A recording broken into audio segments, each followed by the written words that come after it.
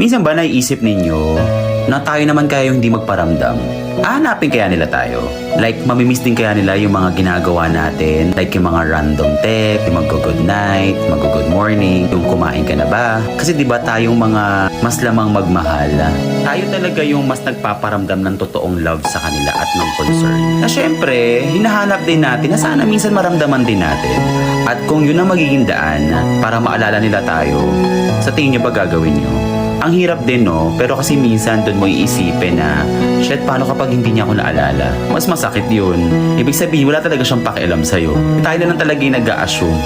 Sana dumating yung panahon na hindi nyo na kailangan gawin yun. Yung parehas yung ipaparamdam na andyan lang siya lagi.